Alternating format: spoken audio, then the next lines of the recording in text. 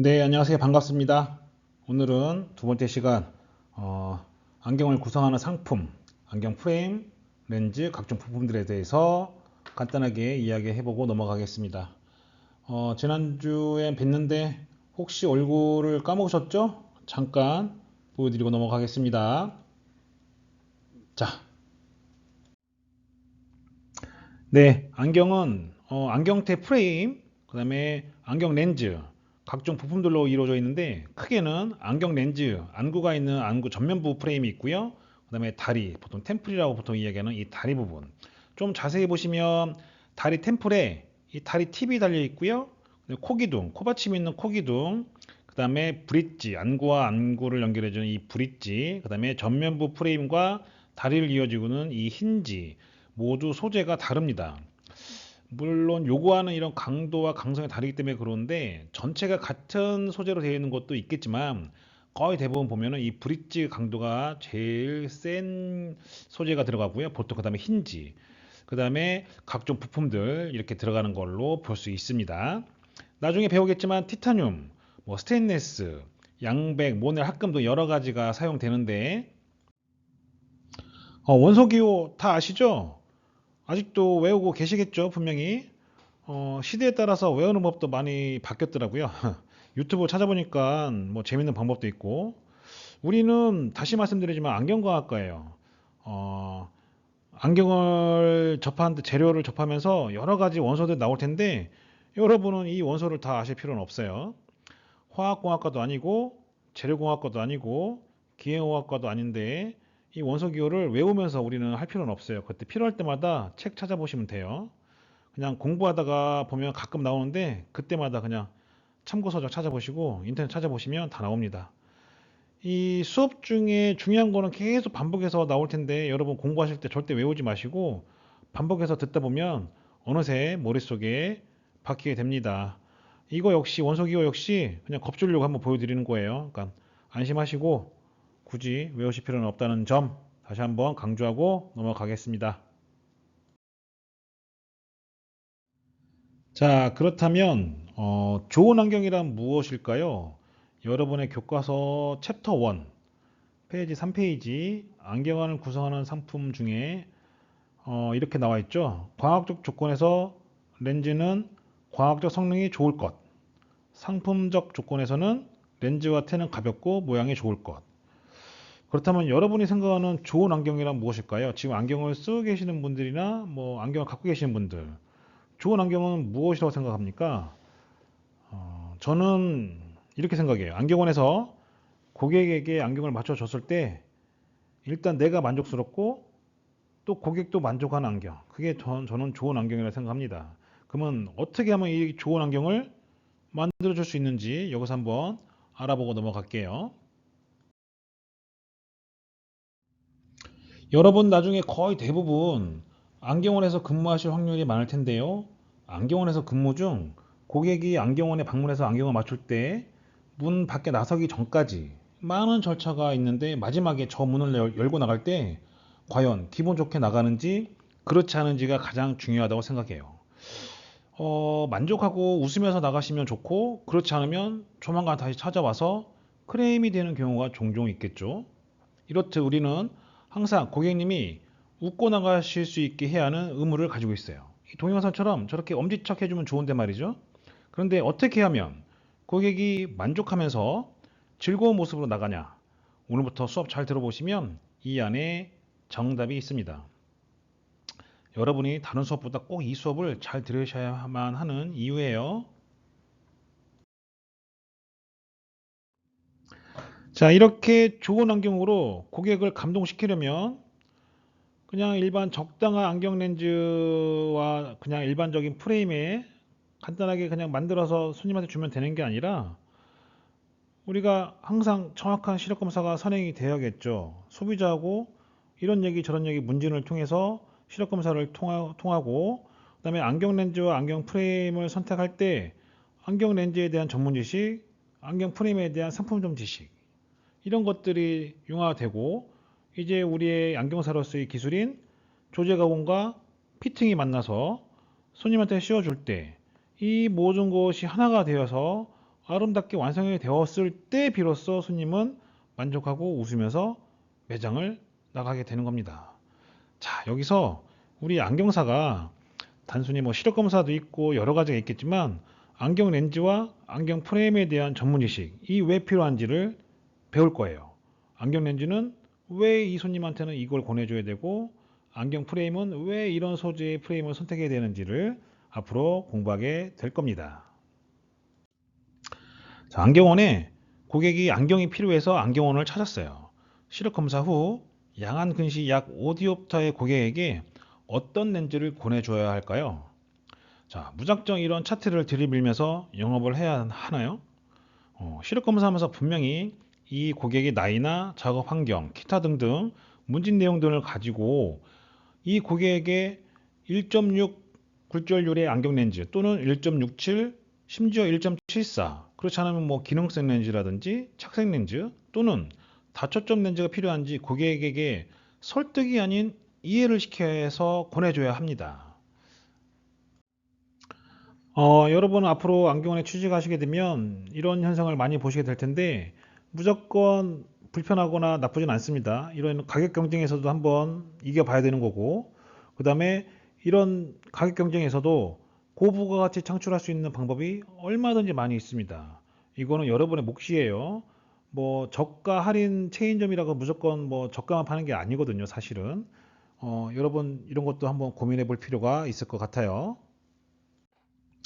아울러 그 근시 오디옵체 고객에게 어떤 사이즈, 어떤 소재의 안경을 권해줘야 하는지, 또 현 시점에 그 고객의 나이대에 어떤 소재의 안경, 어떤 모양의 안경이 유행하는지를 우리가 알아야 할 전문 지식이에요. 이것도 인터넷이나 잡지, TV 드라마, 뭐 넷플릭스 등등 보실 때 그냥 보시지 말고 각 캐릭터들이 어떤 안경을 쓰고 나오는지 유심히 보시면 많이 도움이 될 수 있습니다. 네, 조만간 생길 거예요, 그런 게.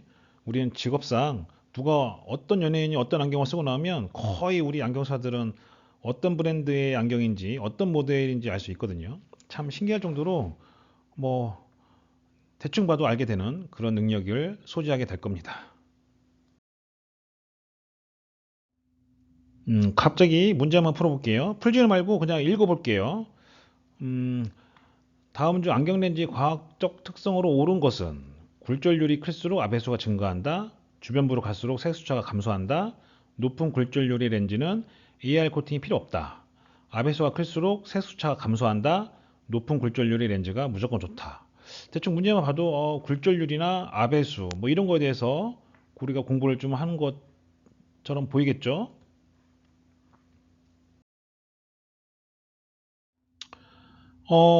다음 중 안경 렌즈 소재로 부적절한 것은 고굴절을 가질 것, 고분산성일 것, 고투명성일 것, 경량성일 것, 내약품성일 것. 이거 역시 렌즈의 소재의 특성을 알면 뭐 쉽게 풀 수 있을 것 같아요. 다음 문제 볼게요. 플라스틱 단초점 렌즈에서 굴절률이 높으면 나타나는 현상은 입사광이 높아진다, 반사율이 감소한다, 렌즈 커브가 감소한다, 색소차가 작아진다, 렌즈 주변부 두께가 감소한다. 글쎄요, 굴절률에 대한 상관관계가 나오는 것 같은데 지금은 잘 모르시겠지만 오늘 수업 잘 들어보시면 아주 쉬운 문제가 될 겁니다. 여러분의 교과서 챕터 2 안경 렌즈 소재 페이지 7페이지죠. 렌즈는 과학적으로 더 선명하고 더 투과성이 좋게 발전하고 있으며 프레임은 더 좋은 소재로 더 가볍고 인체 친화적인 소재로 계속 개발되어지고 있습니다. 이렇게 계속 개발되어지고 발전하는 안경 중에 오늘은 여러분의 안경 렌즈, 그 소재의 발전과 재료의 특성들에 대해서 한번 이야기해 보겠습니다. 역사적으로 안경 렌즈의 발달은 수정, 유리, 플라스틱 이렇게 변모해 왔는데요. 약 1990년대까지 유리 렌즈가 많이 판매되었는데 단점이 잘 깨지고 잘 빠졌어요. 잘 깨지고 잘 빠진다는 것은 다시 또 렌즈를 맞춰야 되는 악순환이 계속되었고, 이러다 점차 플라스틱 렌즈가 유리보다 훨씬 가볍고 과학적 특성도 개발되면서 현재 안경은 렌즈 판매의 거의 대부분을 차지하고 있는 시점입니다. 뭐 저의 개인적인 뇌피셜인데요. 유리 렌즈가 많이 판매되던 시절 플라스틱 렌즈가 나오면서 가공이 훨씬 더 쉬워졌어요. 안경사들의 손이 다칠 우려가 없어졌고 당시 사실 그 안경 깎는 기계가 후졌어요. 데모 렌즈를 형판을 따고 유리 렌즈를 대고 유리칼로 긁고 벤치로 끊어내고 손으로 막 깎아야 되는데 좀 힘이 들었죠. 그러다가 갑자기 플라스틱 렌즈가 대중화되면서 확 저렴해지고 유리 렌즈 사용이 급격히 줄어들었죠. 지금은 오히려 특수 용도로 카메라 렌즈나 정밀을 요하는 현미경 또는 망원경, 산업 현장에서는 용접 하시는 분들 제일 많이 쓰죠. 저는 사실 주변에 용접하는 분들이 많은 곳에서 안경을 했었는데 덕분에 유리 렌즈를 좀 많이 팔아본 것 같아요. 다시 책으로 돌아와서 여러분 계속 교과서는 7페이지죠. 아직 7페이지입니다. 안경 렌즈의 광학적 조건. 요거서 조금 중요한 게 좀 나오기 시작하는데요. 한번 읽어볼게요. 광학적 조건. 광학적으로 균질성을 가진 투명한 소재. 굴절률과 아배수의 값이 되도록 클 것. 표면의 빛 반사율이 작고 투명도가 높을 것. 선명상을 만드는 설계로 제작될 것. 여기서 좀 중요한 거는 이 AR 코팅. 빛 반사율을 높이기 위해서 AR 코팅, 즉 반사 억제 방막 처리라고 보통 교과서에 나와 있는데 이 부분이 시험에 조금 나와요. 이거를 하게 되면 어떻게 되냐? 투과율이 좋아지는 것. 이게 이제 시험에 나오는 건데 반사 억제 방막 처리를 하게 되면 좋아지는 것은 투과율이 좋아진다. 무조건 시험에 나오는 겁니다, 이거. 보통 안경 공장에서 렌즈가 이렇게 딱 나오면 생지라고 보통 이야기를 하는데요. 이 생지 이 상태로 나올 수는 없어요. 왜냐하면 반사가 많이 높기 때문에 AR 코팅을 꼭 거쳐야 되는데 보통 어떤 코팅이 있는지 한번 볼게요. 제일 먼저 하는 게 보통 렌즈 표면에 하는 게 하드 코팅. 스크래치 좀 덜 나라고 보통 하드 코팅을 하게 되고요. 그 다음에 전자파 코팅이나 자외선 코팅. 그 다음에 이제 우리가 지금 말씀드리고자 하는 AR 코팅이라고 하는 반사막 억제 방막 처리를 하게 되죠. 반사율을 작게 하려면 무조건 이 코팅을 해야 되는 거고 반대로 이 AR 코팅을 해야만 반사율이 낮아지고 투명도가 높아지는 거예요. 물론 이제 제조사마다 제조사가 요구하는 코팅이 또 있는데 그런 게 이제 뭐 발수 코팅이나 청광, 그다음에 적외선 코팅이 있어요. 이런 코팅들을 보통 이제 어느 순서에 들어가는지는 다들 회사마다 좀 다르긴 한데 저는 사실 과학적 아니라서 잘 모르겠어요. 근데 이 AR 코팅까지는 기본 코팅이라서 잘 모르겠는데 발수에 청광에 적외선까지 들어가면 코팅이 너무 겹겹이 많이 되겠죠. 과연 좋을까라는 의문도 가끔 해보게 됩니다. 그래서 업체 담당 직원을 만나면 항상 물어보는데 정확히 말해주시는 분이 없더라고요. 제가 다음에 렌즈 업체 직원분을 만나면 정답을 한번 찾아와 보겠습니다. 이거 참 흥미로운 일이에요. 자, 이 장면은 렌즈가 처음 이제 나온 걸 생지라고 보통 이야기하는데요. 생지를 하드 멀티 코팅 하기 전에 한번 세척을 한번 해야 돼요. 그 세척하는 모습 한번 보여드릴게요.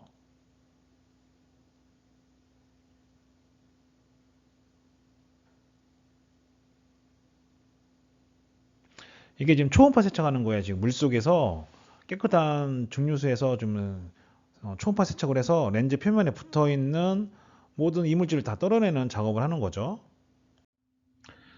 다음은 이 초음파 세척을 끝난 이 렌즈가 다음 공정으로 옮겨가서 여러 가지 코팅을 하게 되는데 뭐 코팅하는 방법에는 여러 가지 방법이 있어요.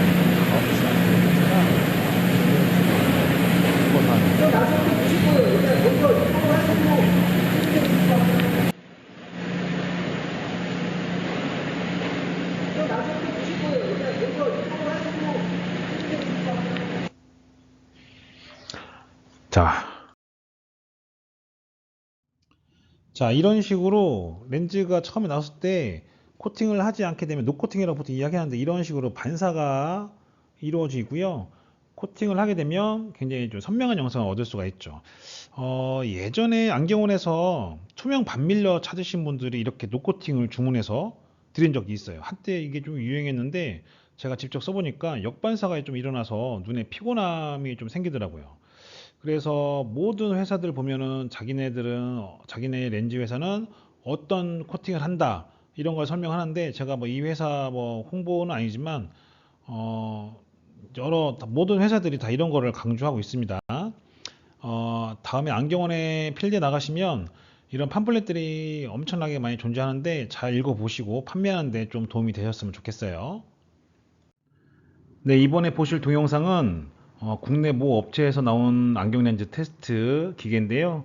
보통 제일 많이 하는 자외선 차단 코팅, 그 다음에 옵션으로 많이 하는 블루라이트 차단 코팅, 그 다음에 근적외선 차단 코팅한 렌즈를 각각 비교를 해보는 동영상입니다. 한번 보시겠어요?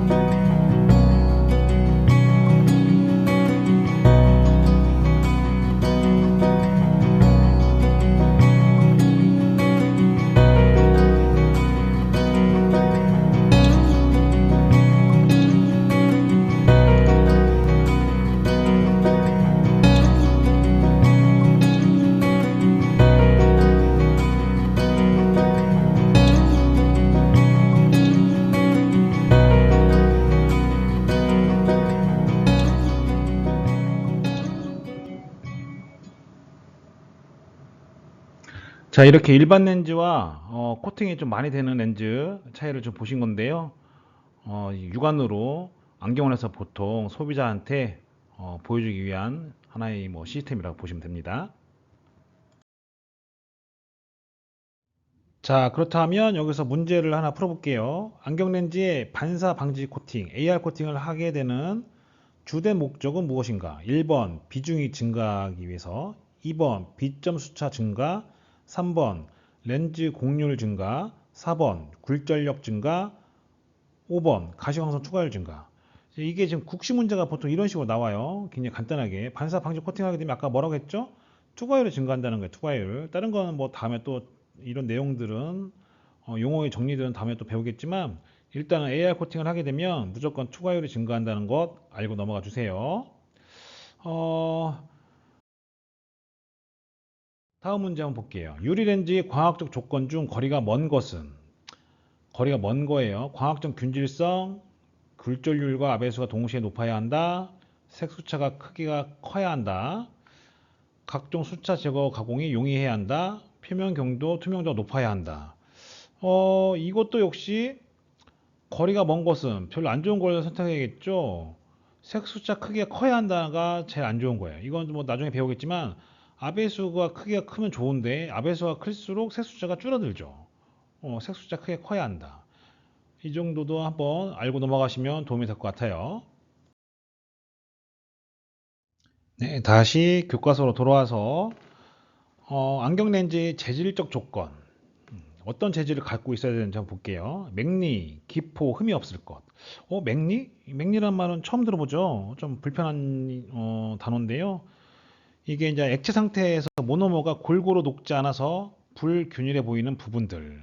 안경 렌즈는 요즘에는 거의 없지만 예전에 학교 창문 끝에 보면은 유리는 유리인데 좀 울퉁불퉁한데 그런 부분들이 있었어요. 이게 잘 섞이지 않아서. 안경 렌즈도 코팅이 잘못돼서 뭐 그렇게 보이는 경우도 있긴 한데 간혹가다. 요즘에는 이런 증상이 거의 없죠. 일단은 맥리라는 거는 별로 좋지 않은 뜻이라는 거. 그 다음에 렌즈 표면에 화학적 변화가 없을 것, 적당한 경도를 가질 것, 비중, 열팽창 개수가 되도록 작을 것. 여기서 중요한 거는 적당한 경도를 가질 것. 너무 높거나 너무 낮아도 안 돼요. 경도와 강도는 적당히 가져야 돼요. 그 제품이. 그다음에 비중, 열팽창 개수. 이게 될 수 있으면 작아야 하는 것. 이 정도를 좀 알고 넘어가시면 이게 좀 중요한 시험 포인트예요.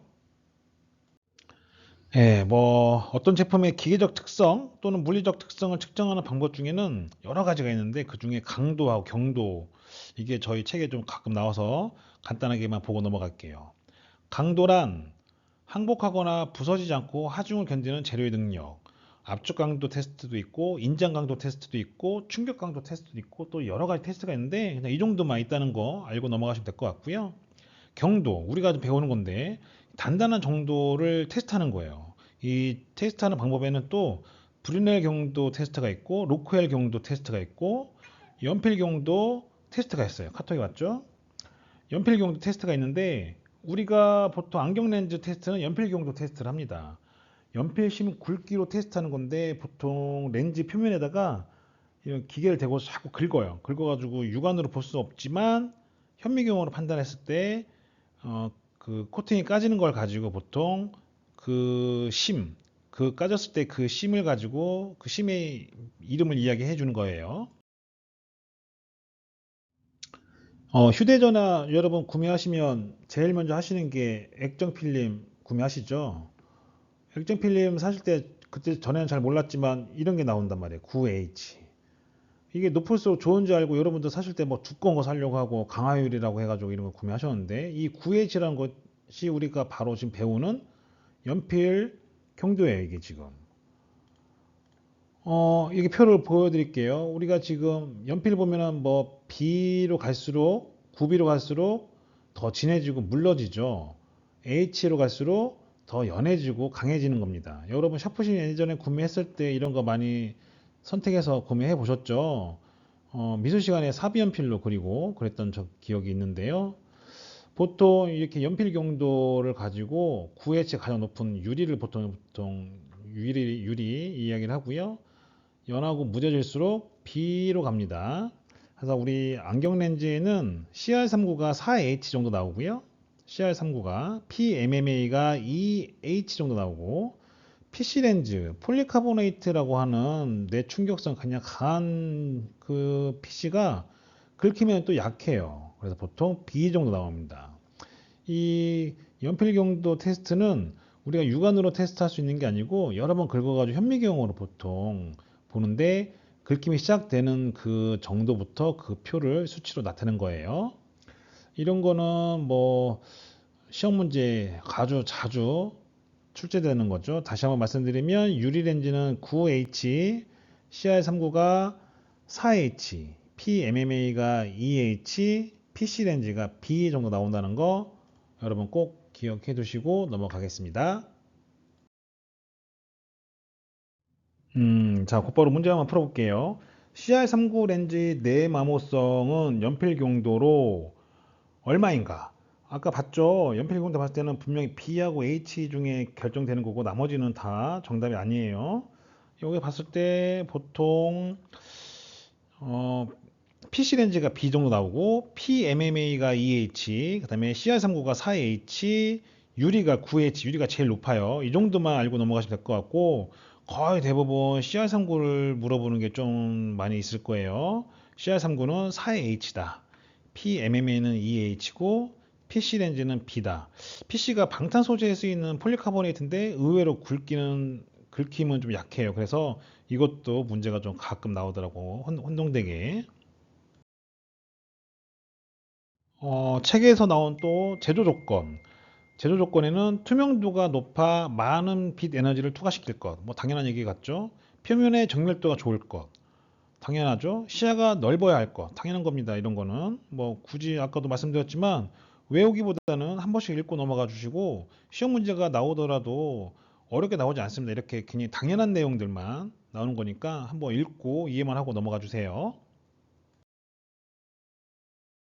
네, 여러분 교과서 8페이지 나온 것처럼 우리가 앞에 배웠죠. 광학적으로 만족을 시키고 또 재질적으로 또 만족시키고 제조 조건을 만족시키면서 되도록 가볍고 얇은 렌즈, 쉽게 깨지지 않으면서 착색이 쉬운 렌즈, 그다음에 광학적으로 우수한 렌즈들. 다시 적절한 굴절률을 가지며 높은 아배수, 그다음에 낮은 비중을 갖고 있는 아주 이상적인 렌즈를 현 시점에서 과연 찾을 수 있을까요? 많은 연구원들이 지금 연구 개발 중에 있긴 한데 굴절률과 아배수와 비중은 서로 상반된 관계가 있기 때문에 찾기가 좀 힘들어요. 여러분도 나중에 안경을 가시면 무조건 높은 굴절률이라고 좋다고 볼 수는 없고요. 또 나배수 때문에 어쩔 수 없이 또 중굴절만 권해줄 수 없는 그런 현실입니다. 적절한 걸 잘 찾아서 권해줬으면 좋겠어요. 우리 문제 다음 중 안경 렌즈 구비 조건으로 옳은 것은 1번 비중이 높아야 한다. 2번 렌즈 표면의 반사율이 커야 한다. 3번 열 팽창 개수가 커야 한다.